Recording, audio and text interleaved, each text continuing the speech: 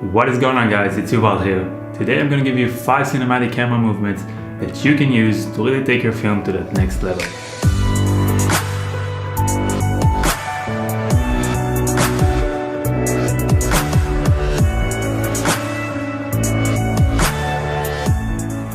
So I think one of the most important things when it comes down to creating amazing shots is camera movement, and too often I see videos where people just they see something beautiful and they really want to capture it and it looks amazing in real life, but then they just take their camera and just point it at it, thinking it would look just as amazing as it did in real life. But when it comes down to film, it doesn't really work because it's too static. It's missing the depth, and it's really missing movement. So you can do some pretty basic movements. It really doesn't take a lot.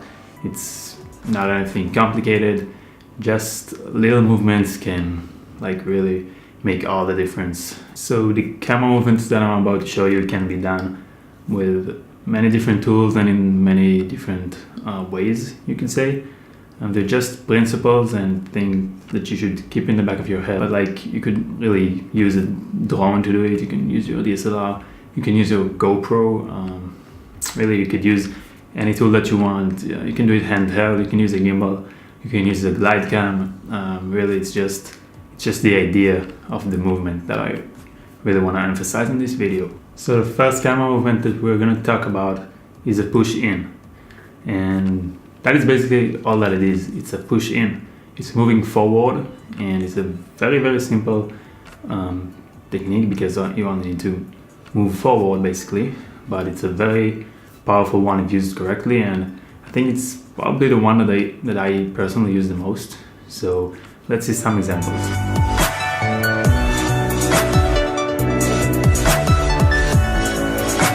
So as you can see, this movement can be very, very powerful when done in the right circumstances. It's just a very, very basic movement that you sometimes don't really think about. This can be a very helpful tool to give that little extra touch. So the second camera movement that you should be thinking about is panning. And panning is like the push in. It's very simple. It's a little less intuitive, but if you use it correctly, like all the other movements that I'm showing you in this video, it can really make a great impact. So panning is basically we just take the camera and you just basically slide over, and there are sliders that you can buy if you are really going for that professional look, but really you can use whatever you want and have your take on it and your own touch on how to do it. So when panning, one tip that I have for you guys is to have some kind of visual depth in your image. So usually it would be have a foreground that is really close to your camera, preferably, and a middle ground and a background. And in that way, when you pan, that would be the most effective, because if you think about it, if you just pan when there is nothing in the foreground, then anything in the background which is far away is not gonna have you moving a few centimeters with your camera is not gonna have an impact on something that is really far away. So you basically won't even be able to tell that you just moved with the camera. So when you have a foreground which is close to the camera, then you could actually see that you moved with the camera, and then that is where this is very effective. The third camera movement is one that I really like, and I call it the follow, and that's all that is. It's basically following your subject, which usually, for me at least, is a person, or maybe just a part of that person, following someone's hand brushing against the snow, or maybe following someone into the view, if there's a cliff or something, just following your main subject.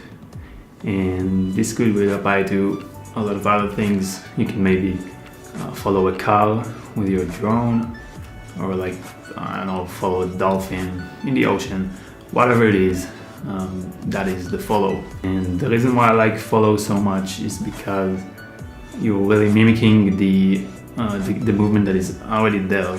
Like your subject is moving and you're just mimicking it, and it just looks very cohesive together because it really flows well together, and you can really create beautiful shots. And another cool camera movement that you could do is the pull away, which is pretty similar to the push in, but it's just the other way around.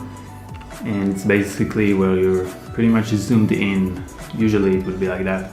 You're pretty much zoomed in to your subject, and then you just slowly pull away. And this can be great if you're also adding some focus play. So let's say your subject is in focus when you're close to it, and when you pull away it goes out of focus, or maybe the other way around. It depends on your shot, but you can see how these type of shots can really be beautiful, and you can have a lot of creative play with it. And the last camera movement that I have for you guys, and it's really just a combination of everything that I've told you this far. It's I call it the reveal, and that's basically where you reveal your subject.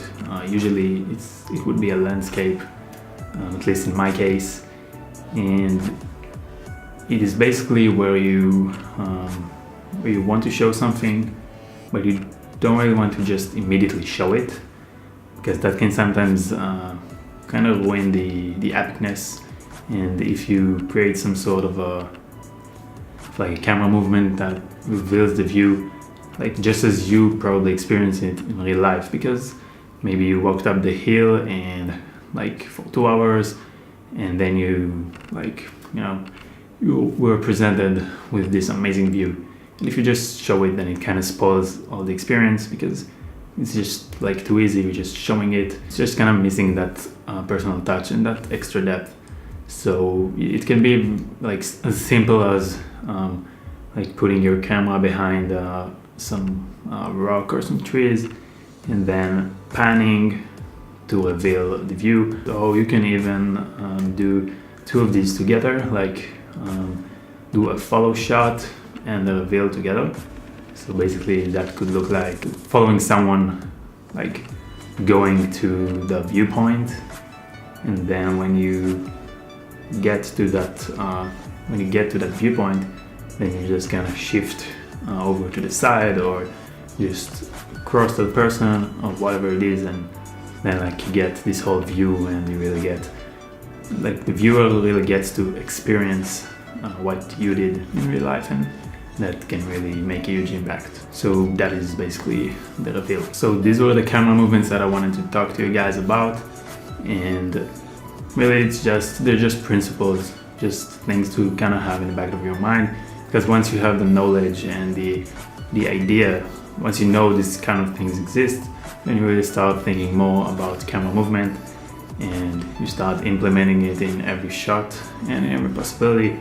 You can really start to become very creative with it and have your own take on it, and just you can combine a few of these camera movements together that can yield really great shots. This video was just to give you guys sort of that you have in your back of your mind, I need to create movement in my shots to create interest in it and just to produce amazing shots. So that was the whole purpose of this video. Obviously there are many different kind of movements that you can do. These are just some of my most basic and favorites. So yeah, that was it. I hope you enjoyed the video. Hope you learned something new.